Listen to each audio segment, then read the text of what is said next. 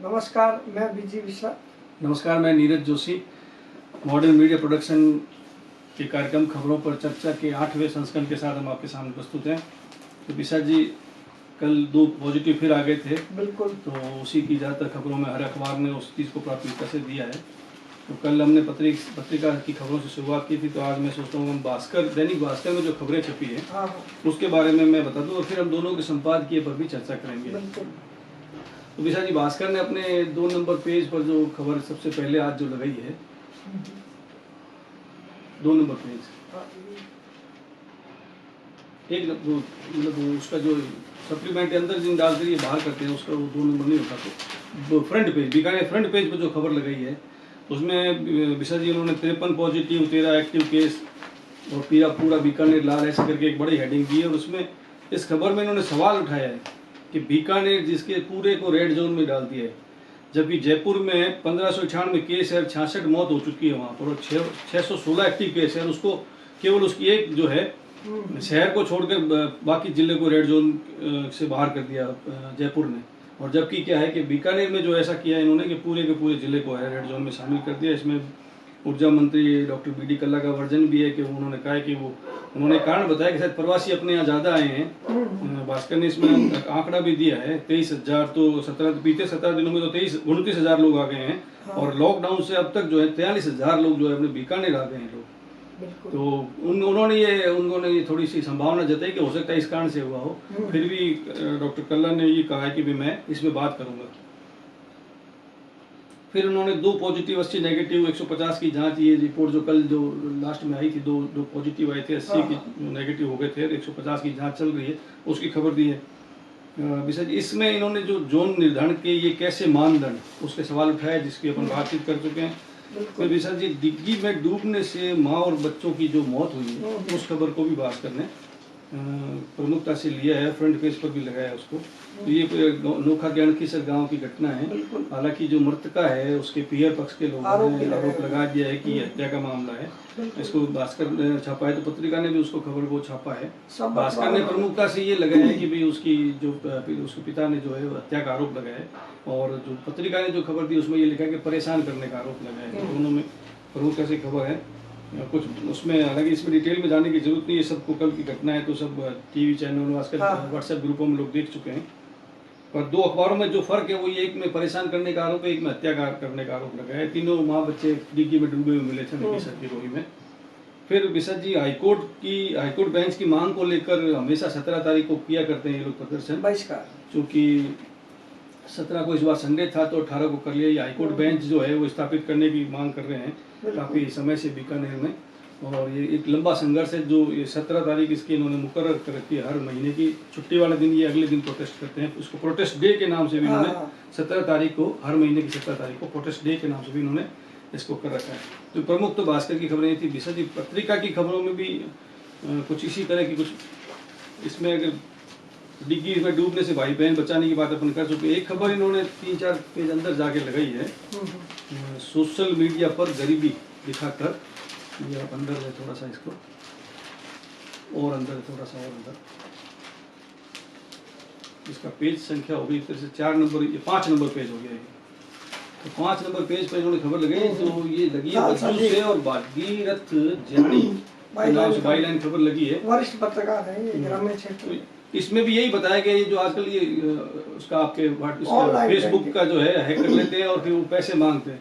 मेरे पास भी किसी दोस्त के नाम से आया था, मुझे भी इसकी जानकारी है, पर इसमें कोई मामला दर्ज नहीं हुआ। ये थानेदार साहब की तरफ से भी लिखा हुआ है।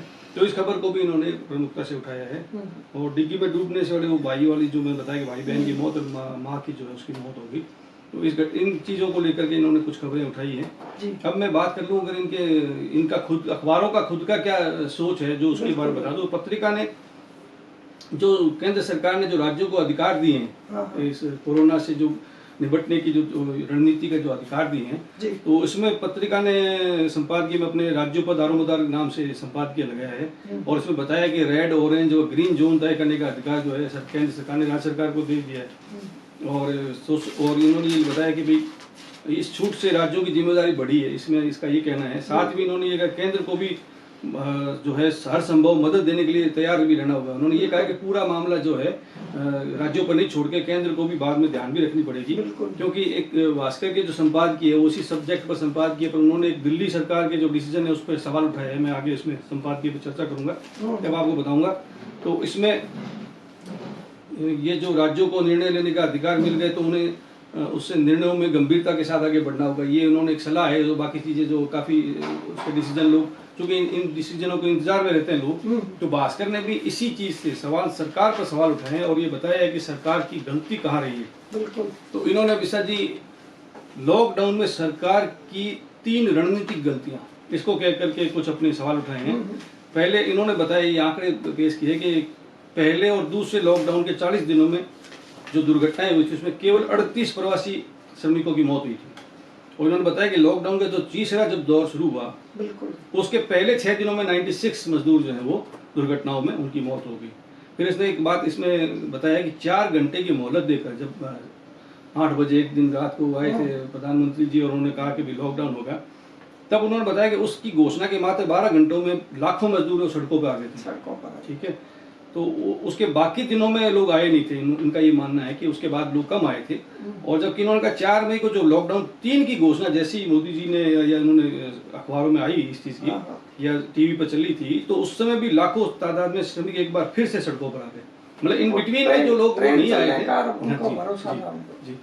तो इसी में एक तथ्य उन्होंने ये सरकार से भी अनुरोध किया, दिल्ली केंद्र सरकार से, कि इसमें दिल्ली सरकार ने एक आदेश दिया है कि जो भी किसी भी बीमार के मरने के बाद कोरोना की जांच नहीं होगी उसकी।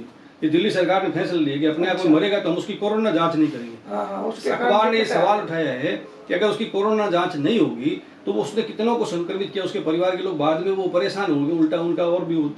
तो इसलिए अखबार ने तो ये मांग की है कि उस आदेश को जो है सामान्य मौत पे उन्होंने, हाँ, उन्होंने केंद्र सरकार से ये मांग भी की कि दिल्ली सरकार के इस आदेश को तत्काल खत्म करने की मांग तक की अखबार अपनी तरफ से, जो अखबार की संपादकीय है।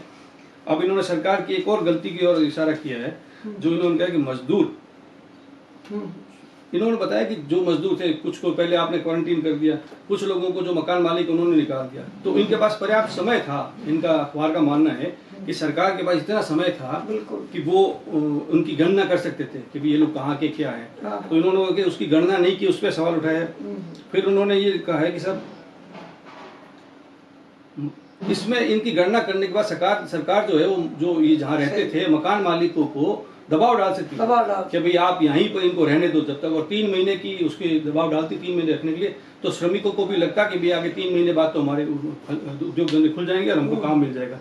तो इस तरह से ये दोनों अखबारों की जो वॉइस है वो आज जो कल के जो केंद्र सरकार के जो डिसीजन है, राज्यों को जो दिए गए अधिकार कोरोना को जो संक्रमित जो बढ़ रहा है उसको रोकने के लिए और व्यवस्थाओं की जो निर्णय दिए उसके ये दोनों अखबारों ने लिखा। बाकी अखबारों में जो कल की जो प्रमुख घटनाएं हैं, जो चाहे वो एक्सीडेंट हो या जो क्राइम की घटना हो, तो उस पर आप बताएं सर अब किसमें क्या है। स्थानीय युग पक्ष में जो खबर है फ्रंट पेज पे 90% जनजीवन जो है वापस पटरी पे लौटेगा, लेकिन गाइडलाइन के अनुसार जी। और बीकानेर की भी वही प्रमुख खबर है, 2 और पॉजिटिव, 53 हुई कोरोना की संख्या। परसों जो व्यक्ति मृत हुआ था उसके परिवार के जिन 36 लोगों को होम क्वारंटाइन किया गया था वो सारे नेगेटिव आए हैं जी। और उन सबको जो है होम क्वारंटाइन में भेज दिया गया है जी। और एक स्थानीय खबर और है जिसमें सभी विभागों में नियमित काम शुरू हो। ये जिला कलेक्टर ने निर्देश दिए हैं कि गर्मी का समय है, इसमें पानी और बिजली की जो विभाग है वो अपने महत्वपूर्ण जिम्मेदारी। ये सोमवार की जो मीटिंग साप्ताहिक मीटिंग होती है। इसी तरह एक और स्थानीय एक एनजीओ है कल्याण फाउंडेशन जी, उसने मंदिरों को खोलने की भी मांग की है कि इतने लंबे समय से बीकानेर में भी मंदिर बंद है, तो उसके दर्शनार्थ लोगों को थोड़ी छूट दी। इस खबर पर अपनी राय रखें तो क्या आपको उचित लगता है इस तरह की मांग इस समय? अभी फिलहाल तो ये थोड़ा, मैंने भी कुछ लोगों की वॉइस इस संबंध में सुनी थी कि कुछ लोग इस बात को इस जो डिमांड को भी कुछ लोग विरोध कर रहे थे कि ये डिमांड ऐसे समय में डिमांड नहीं। इसी तरह राष्ट्रदूत में बड़ी खबर है, प्रवासी श्रमिक खाना व राशन सामग्री नहीं मिलने को लेकर कलेक्ट्रेट पर बैठे।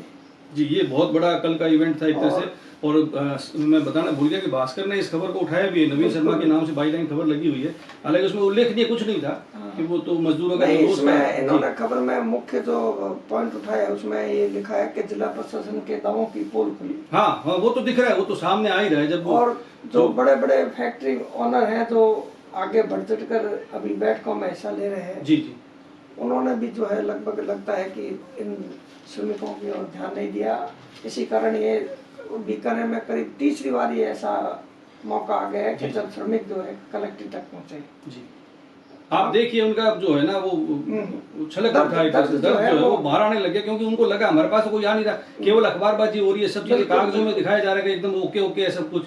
आप इसी मामलों में देख लो, ये नेगेटिव पॉजिटिव के मामलों में भी देख लो। हाँ, हाँ। 3 गंभीर हालत में 3 लोग पहुंचे थे, 4 लोग पहुंचे थे, 4 की मौत बीकानेर में हुई है विशा जी। एक नागौर की महिला की मौत हुई है, उनकी उम्र ज्यादा नहीं थी, बिल्कुल, और उनको जो 36 साल। अगर वो बचते, अगर उनकी और भी बीमारियां थी तो उनको तो ये पुरानी बीमारी बता करके उनका ये बता दिया कि साहब इसका कोरोना तो था ही, परंतु पूरा अगर इनमें से कोई बचता ना तो बाकी लोग कौन नेगेटिव आया था कौन पॉजिटिव आया, कि 37 लोगों को ठीक करने का दावा ये लोग कर रहे हैं। बिल्कुल, बिल्कुल। अब उनमें एक कितनी और- बीमारी थी क्या नहीं था वो एक अलग मामला है।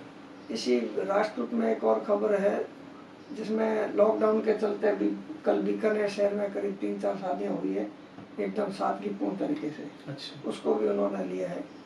कामयाब कलम में वेटरनरी विश्वविद्यालय के 10 साल पूर्ण होने पर कल वेबिनार आयोजित हुई। उसमें माननीय राज्यपाल महोदय ने ये कहा है कि नए दशक में विश्वविद्यालय इससे और बेहतर कार्य करे, ये एक खबर है। हाँ, वेटनरी विश्वविद्यालय के कल 10 साल पूरे हुए थे। हाँ, उन्होंने एक स्मारिका भी निकाली है, कुछ हाँ, कैलेंडर भी निकाले हैं, कुछ पोस्टर निकाले हैं, जिनका विमोचन ऑनलाइन तरीके से बिल्कुल। वेबिनार के जरिए राज्यपाल जी ने किया था। तो विशा जी एक और खबर इन्होंने दी है जिसमें मानव धर्म जी को लेकर है, जिसमें इस नगर में गौ सेवा और पक्षियों के लिए जो लोग कार्य कर रहे हैं उनको उसमें हाईलाइट किया गया है। गायों के लिए लोग चारा डाल रहे हैं, सब्जियां, हरी सब्जियों को गायों को दे रहे हैं। तो उसमें भी एक आंकड़ा दिया, इतने 1000 किलो हमने खिला दिया है। उसी तरह पक्षियों के लिए उन्होंने जगह जगह लोगों ने पॉलिसी पानी पीने के लिए चारा अन्न डालकर जो है जी, ये तो धर्म नगरी बीकानेर को इसीलिए कहते हैं सर, उसको हाईलाइट किया है। जी। तो कुल मिलाकर आज की इन खबरों का सिलसिला आज की चर्चा यही समाप्त करते हैं और जल्दी ही नवा अंक लेकर के हम आपके सामने प्रस्तुत होंगे। नमस्कार, जय हिंद। नमस्कार।